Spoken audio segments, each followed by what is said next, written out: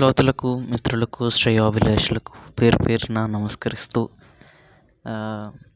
నా ఈ మొట్టమొదటి వీడియోలో వాయిస్ ఇవ్వడం జరుగుతుంది. కథ చదివి వినిపించడం జరుగుతుంది. అండ్ ఫీలింగ్ వెరీ నర్వస్ నిజం చెప్పాలంటే. ఎందుకంటే మొట్టమొదటి వీడియో ఆడియోతో ఒక వీడియో ఇస్తున్నాను కాబట్టి. అండ్ ఈరోజు మనం చదవబోయే కథ నిజంగా నాకు చాలా చాలా ఇష్టమైన కథ. ఒక విధంగా చెప్పాలంటే ఇలాంటి కొన్ని కథలే నన్ను కూడా రాయడానికి చాలా ప్రోత్సహించాయి, రాయడానికి చాలా మోటివేట్ చేశాయని చెప్పుకోవచ్చు.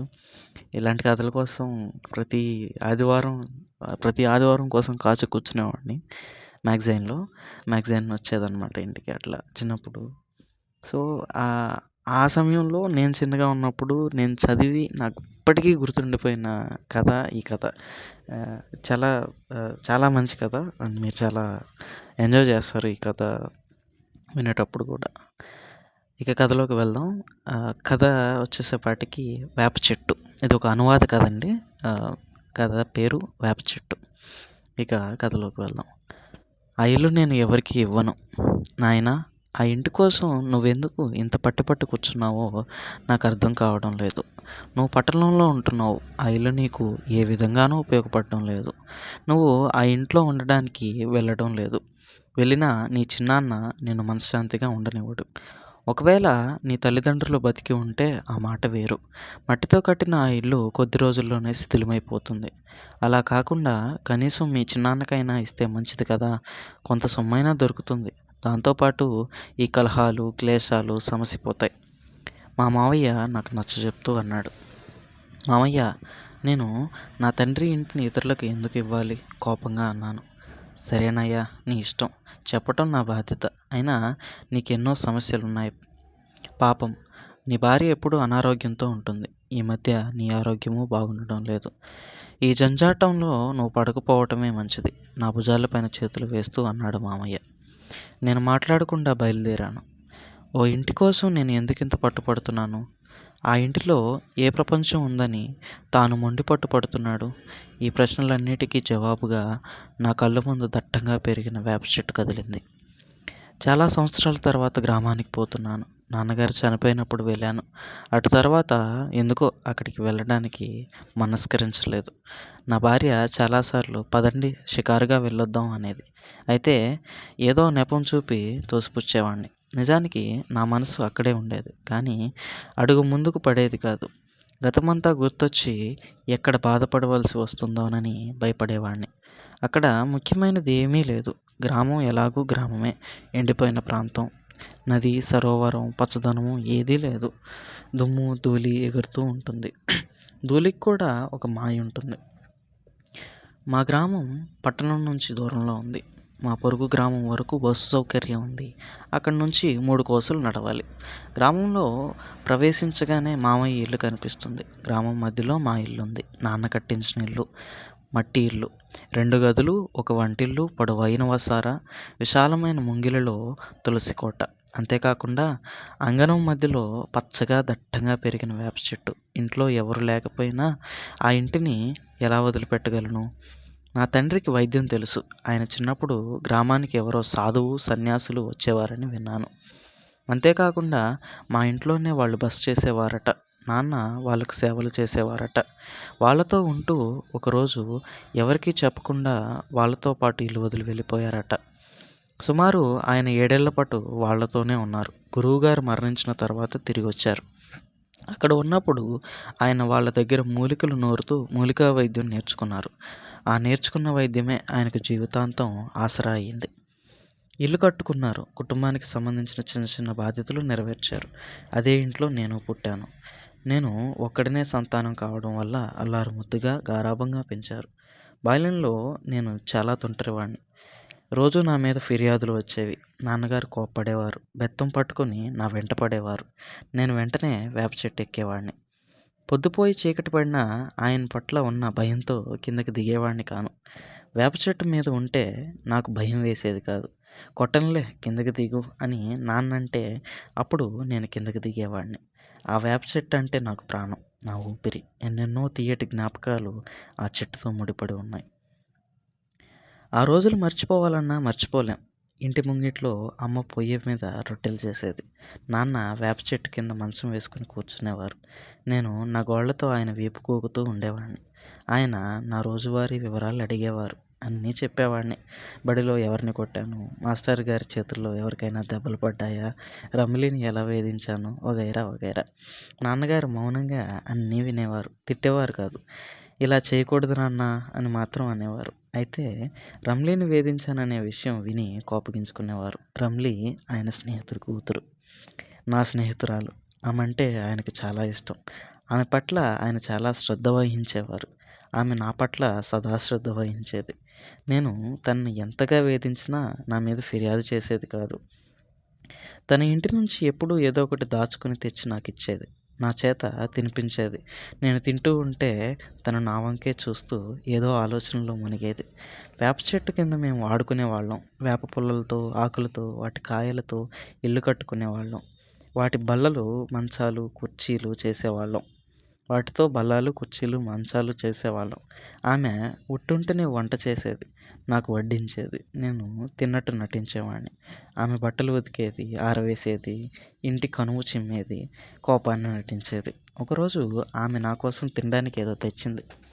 నేను అప్పుడు వేప చెట్టు మీద కూర్చుని చదువుకుంటున్నాను. ఆమె చెట్టెక్కి నా దగ్గరికి వచ్చి తీసుకో తిను అంది.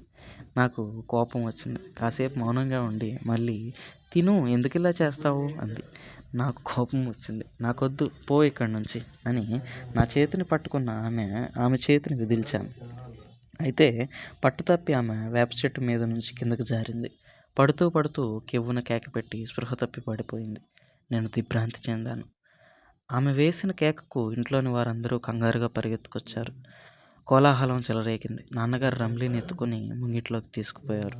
మంచం మీద పడుకోబెట్టారు. అమ్మ వణుకుతున్న చేతులతో రమ్లీ ముఖం మీద నీళ్లు చిలకరించి విసనకర్రతో గాలి వచ్చేలా విసరసాగింది. నాన్నగారు ఏదో మూలికను నూరి ఆమె చేత తాగించారు. తర్వాత నేరుగా కర్ర పట్టుకుని చెట్టు కిందకు వచ్చి కిందకు దిగమన్నారు. అయితే నేనెందుకు దిగుతాను? నేను మరింత పైకెక్కి కూర్చున్నాను. నాన్న వేప చెట్టు కింద మంచం వేసుకుని కూర్చున్నాడు. దొంగ వెధవా కిందకి రారా నువ్వు దొంగ వెధవా కిందకి రారా నువ్వు, నీ కాళ్ళు చేతులు విరగ్గొట్టకపోతే నా పేరు మార్చుకుంటాను అంటూ నేను మనసులోనే రమ్లీని తిట్టుకోసాగాను. ఆమె కారణంగా నాకు దెబ్బలు పడబోతున్నాయి. దాంతోపాటు నా మనసులో రమ్లీకి ఏదైనా అవుతుందేమోనని భయము కదలసాగింది. కొద్దిసేపటికి తర్వాత రమ్లీకి స్పృహ వచ్చింది. అది చూసి అమ్మ ఆమెను దగ్గరికి లాక్కొని గట్టిగా హృదయానికి హత్తుకొని చాలాసేపు ఏడ్చింది. రమ్లీని పదే పదే ముద్దు పెట్టుకుంది. అదే సమయంలో నన్ను చాలాసార్లు తిట్టింది. తర్వాత అమ్మవారి ముందు దీపం వెలిగించడానికి ఇంట్లోకి వెళ్ళింది. రమ్లీ నాన్నను దుర్వాసుడి పోజులో వేప చెట్టు కింద కూర్చుని ఉండటం చూసింది. మళ్ళీ నా వైపు చూసింది. ఆమె మెల్లగా లేచి నాన్నగారి దగ్గరికి వచ్చి తనను కొట్టకండి, తనేమైనా నన్ను కిందకు తోశాడా, పొరపాటున నేనే జారిపడ్డాను అంది.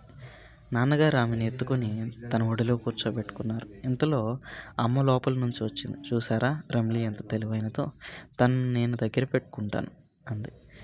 అమ్మ మాటలు విని నాన్నగారు నవ్వేశారు. అమ్మ రమ్లీని వంటింట్లోకి తీసుకెళ్ళింది. నాన్నగారు నాకు నచ్చజెప్పి నేను కిందకి దిగేలా చేశారు. నేను చెట్టు దిగగానే భోంచేయడానికి లోపలికి పంపారు. అమ్మ నాకు రమ్లీకి అన్నాలు పెట్టింది. నాన్న కూడా వచ్చి మా పక్కనే కూర్చున్నారు. మమ్మల్ని చూసి అమ్మా నాన్న ఊరికే నవ్వసాగారు. భోజనాలు అయ్యాక నాన్న రమ్లీని వాళ్ళ ఇంట్లో వదిలి వచ్చారు. అంతే. ఆ రోజు నుంచి నేను ఎప్పుడూ తనను వేధించలేదు. ఆమె పట్ల నాకు ఇష్టం పెరగసాగింది. మేము కలిసే భోజనాలు చేసేవాళ్ళం, చదువుకునేవాళ్ళం, ఆడుకునేవాళ్ళం, అల్లరి చేసేవాళ్ళం, సరదాగా ఉండేవాళ్ళం. చాలా వరకు వేప చెట్టు కిందే కాలం గడిపేవాళ్ళం. ఋతువులు వస్తున్నాయి, పోతున్నాయి, చెట్టు ఆకులు రాలుతుండేవి, కొత్త చిగుళ్ళు వేస్తుండేవి, పూత పట్టేవి, చెట్టు పెరుగుతూ ఉంది. మేము పెద్దగా అయ్యాం. మాలో యవ్వనం ప్రవేశించింది. యవ్వనంలోని మొదటి స్పర్శను అనుభవించాం. అప్పుడు కూడా వేప చెట్టే సాక్ష్యంగా ఉంది. నమ్మండి, చెట్టు తన ఆకును మాపై రాల్చి తన ప్రసన్నతను వ్యక్తం చేసింది. రమ్లీ ఇప్పుడు రమీలా అయిపోయింది. ఒకరోజు ఆమె పూజ కోసం పూలు ఇవ్వడానికి నాన్న దగ్గరికి వచ్చింది. ఆ రోజు వేప చెట్టు వెనక దాక్కుని ఆమె మొదటి ముద్దును తీసుకుంది. వేప చెట్టు కూడా తాను ఏమీ చూడలేదన్నట్లు మౌనంగా నుంచుంది. అటు తర్వాత రమ్లి మెట్రిక్ పూర్తి చేశాక చదువు మానేసింది. ఆమె తండ్రి పాతకాలపు ఆలోచనలు ఉన్న మనిషి. ఆయన చదువు మానిపించొద్దని నాన్న ఎంతగా నచ్చజెప్పినా అతను వినిపించుకోలేదు. నేను పట్టణం వెళ్ళి చదువుకోసాగాను. హాస్టల్లో ఉండేవాడిని. అప్పుడప్పుడు ఇంటికి వచ్చేవాడిని. రమ్లీ కోసం ఎన్నో పుస్తకాలు తెచ్చేవాడిని. ఆమెకు పుస్తకాలు దొరికితే చాలు దేవుడినే చూసినంత ఆనందించేది. హాస్టల్ చిరునామాకు ఆమె ఉత్తరాలు రాస్తుండేది. ఆమె అక్షరాలు చూడగానే పూత పట్టిన వేప చెట్టు జ్ఞాపకానికి వచ్చేది. హాస్టల్లో ఉండాలని అనిపించేది కాదు. ఒకరోజు తీవ్రంగా వర్షం కురుస్తుంది. ఎందుకో ఇల్లు గుర్తొచ్చింది. వేప చెట్టు చేదు వాసనతో మనసులో చిందులు వేసింది. హాస్టల్లో ఉండలేక వెంటనే గ్రామానికి బయలుదేరాను. పొరుగు గ్రామం వరకు వెళ్తున్న బస్సు ఎక్కి బయలుదేరాను. అక్కడ బస్సు దిగి నడుస్తూ వర్షంలో తడుస్తూ బురదను తొక్కుకుంటూ ఇల్లు చేరాను. గుమ్మంలో నుంచి చూడగానే అంగనంలో వేప చెట్టు కింద రమ్లి వర్షంలో తడుస్తూ నుంచుని ఉండటం కనిపించింది. ఆ దృశ్యం ఈ రోజుకి నా కళ్ళలో స్థిరంగా నిలిచిపోయింది. బహుశా ఆమె నా కోసం ఎదురు చూస్తున్నట్లుంది. ఆమె తడిసిన తెల్లటి శరీరం నన్ను చూడగానే ఆనందంతో పులకరించడం, ఆమె సిగ్గుతో ముడుచుకుపోవడం నేను ఎప్పటికీ మర్చిపోను.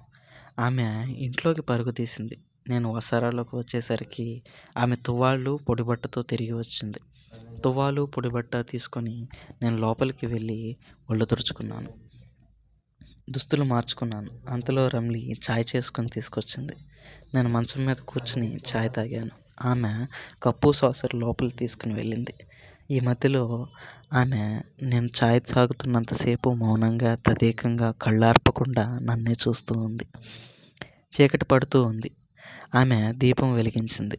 ఆమె తడిసిన ముఖం మీద లేత వెలుతురు పరుచుకుంది. ఆమె కళ్ళల్లో వెలుగుతూ కదులుతున్న దీపపు ఒత్తి ప్రతిబింబం కనిపిస్తుంది.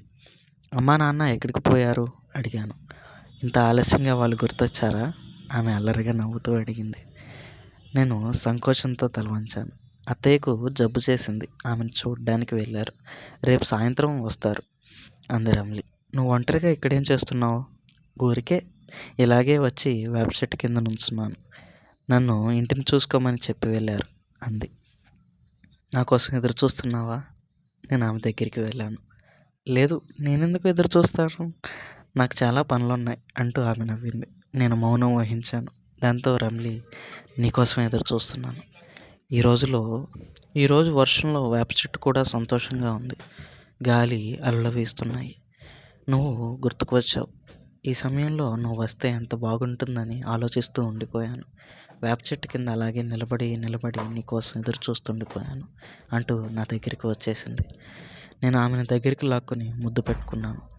ఆమె సిగ్గుపడుతూ నేను వెళ్తున్నాను, భోజనానికి ఇంటికి వచ్చే అంటూ బయలుదేరిపోయింది. నేను ఆమెను పట్టుకుని ఆపాను. వేప చెట్టు వెనక్కు ఆమెను లాక్కుపోయాను. మరుక్షణం సిగ్గే స్వయంగా నా బాహువుల్లో ఇమిడిపోయినట్లు అనిపించింది. అలా ఎంతసేపు ఉండిపోయామో ప్రపంచమే ఆగిపోయినట్టు అనిపించింది. చాలాసేపటి తర్వాత సమయం గుర్తుకొచ్చినట్టు ఆమె నన్ను విడిపించుకుని పరుగు తీసింది. నేను అక్కడే వేప చెట్టు కింద ఏదో మైకం కమ్మినట్టు కూర్చుండిపోయాను. చెట్టు ఆకుల నుంచి రాలుతున్న నీళ్లు నా మీద పడుతున్నాయి, నన్ను అభిషేకిస్తున్నట్టుగా.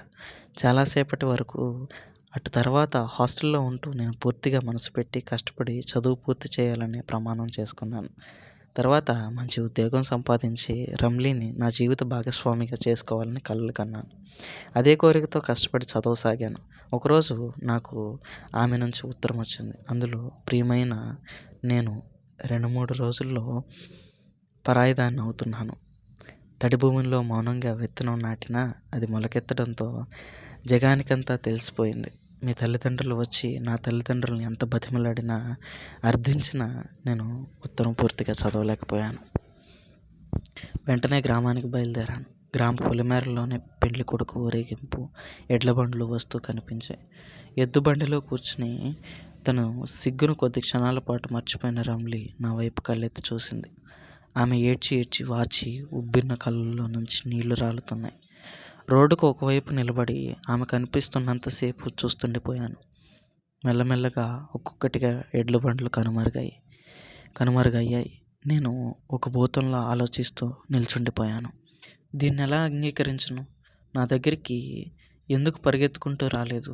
మనస్సులో జవాబులేని ఎన్నో ప్రశ్నలు చెలరేగాయి. ఓడిపోయిన జూదరిలా ఇంటికి వచ్చాను. తెరిచిన తలుపులు గాలి రభసకు కొట్టుకొని చప్పుడు చేస్తున్నాయి. నాన్న వేప చెట్టు కింద నులక మంచం మీద కూర్చుని ఉన్నారు. నన్ను చూశారు. అయితే ఏమీ చెప్పలేదు. తల వంచుకొని అలాగే కూర్చుండిపోయారు. అమ్మ వచ్చింది. నేను అమ్మను గట్టిగా పట్టుకుని బిగ్గరగా రోదించసాగాను. అమ్మ నన్ను ఓదార్చుతూ లోపలికి తీసుకుపోయింది. నీళ్లు తాగించి నన్ను ఓదార్చుతూ నిద్రపుంచింది. అందరూ నిశ్శబ్దంగా నిద్రపోయారు. ఎవరూ భోంచేయలేదు. నేను అర్ధరాత్రి లేచి వేప చెట్టు కాండాన్ని ఆసరా చేసుకుని దానికి ఆనుకుని కూర్చున్నాను. దాన్ని శరీరంలో పోగుపడిన పరిచితమైన స్పర్శానుభవాన్ని పొందుతూ ఉండిపోయాను. అలాగే తెల్లవారింది. ఇప్పుడు కూడా మనసు వ్యవహారిక క్లేశాలతో అలసిపోయి ఓడిపోయినట్టు అనిపిస్తే అదే వేప చెట్టు సహాయం తీసుకుంటాను. దాని నీడను తలుచుకుంటే మనసుకు ఒక విధమైన హాయి, శాంతి దొరుకుతాయి. అదే ఇంట్లో ఆశతో నా పెళ్లి జరిగింది. పెళ్లి మంటపం కూడా వేప చెట్టు కింద నిర్మించారు. వాస్తవానికి నేను ఆశను మనస్ఫూర్తిగా ఎప్పుడూ స్వీకరించలేదు. నా చేతుల్లో ఆమె ముఖాన్ని తీసుకోగానే నాకు రమ్లీ గుర్తుకొచ్చేది. తలుక్కున మెరిసే ఆమె కళ్ళెక్కడ. ముందు నుంచే ఆశ అనారోగ్యం, ఆరోగ్యం అంతంత మాత్రంగా ఉండేది. 2 పిల్లలు కలిగిన తర్వాత ఆమె ఆరోగ్యం మరింత దిగజారింది. బాగా వడలిపోయింది. అమ్మా నాన్న చనిపోయాక నేను పూర్తిగా ఒంటరి అయిపోయాను. నా మనసులోని దుఃఖాన్ని, బాధని చెప్పుకోవడానికి ఆత్మీయులు ఎవ్వరూ లేరు. కేవలం వేప చెట్టు మాత్రం ఉండేది. దాని జ్ఞాపకాలే నాకు శాంతిని కలిగించేవి. దాని నీడలో గడిచిన క్షణాలే నాకు జీవించటానికి ప్రేరణ ఇచ్చేవి. దాంతో నేను నా బాధలు, దుఃఖాలు మర్చిపోయేవాడిని. మనసు కూడా వేప చెట్టునే ధ్యానించేది. ఉదయం ఇంటి నుంచి ఆఫీస్‌కి బయలుదేరేటప్పుడు ఉదయపు ఎండలో ఇంటి మీద పడే దాని నీడ గుర్తుకు వచ్చేది. మధ్యాహ్నం, సాయంత్రాలు కూడా దాని మధురమైన జ్ఞాపకాలే వెంటాడేవి.